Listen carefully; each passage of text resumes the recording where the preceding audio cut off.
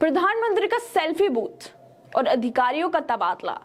जिस अधिकारी ने प्रधानमंत्री के सेल्फी बूथ की कीमत सार्वजनिक की थी, उस अधिकारी को बिना कारण बताए ट्रांसफर कर दिया गया। अधिकारी की नई पोस्टिंग भी कर दी गई और उन्हें इसकी जानकारी भी नहीं दी गई। और ये सब इसलिए हुआ क्योंकि उन्होंने लोगों को बता दिया था कि प्रधानमंत्री ने देश के मुद्दों को छोड़कर, बढ़ती गरीबी को छोड़कर वो अपने लिए सेल्फी पॉइंट बनवा रहे हैं। उनमें कितना जनता का पैसा लग रहा है, इसी वजह से उनका ट्रांसफर कर दिया गया।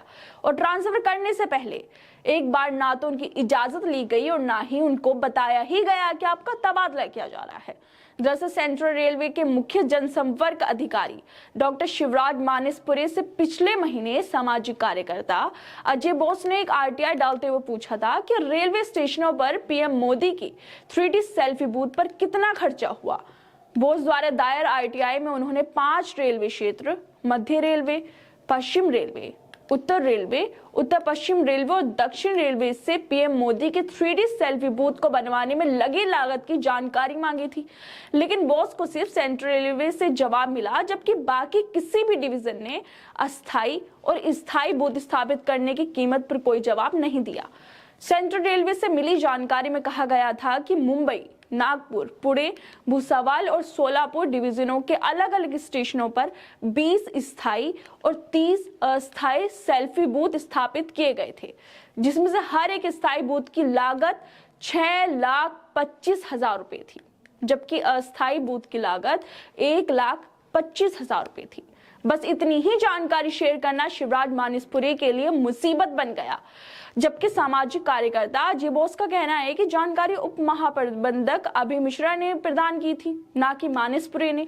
लेकिन फिर भी मानसपुरे का तबादला कर दिया गया। सोचिए दोस्तों, आज देश किस हालत से गुजर रहा है। भुखमरी बढ़ रही है, रोजगार नहीं है, लोगों के पास घर नहीं है, शिक्षा नहीं है, और प्रधानमंत्री जी को सेल्फी बूथ बनवाने की पड़ी है ताकि लोग उनकी तस्वीरों के आगे खड़े होकर सेल्फी लें, सोशल मीडिया पर डालें, प्रधानमंत्री जी की वाहवाही हो। आखिर क्यों देश के मुद्दों को छोड़कर सिर्फ अपने प्रचार के लिए कैसे देश के लोगों के पैसे को बर्बाद किया जा रहा है। सेल्फी पॉइंट बनवाए जा रहे हैं और उन्हीं सेल्फी पॉइंट के आगे लोग ठंड में ठिठुरते हुए सो रहे हैं। एक तरफ करीब 6 लाख रुपए का सेल्फी बूथ लगा है प्रचार करने के लिए, और दूसरी तरफ बेघर लोग उसी सेल्फी बूथ के आगे सो रहे हैं। उनके पास शेल्टर होम तक नहीं है और मोदी सरकार फिजूल खर्ची कर रही है।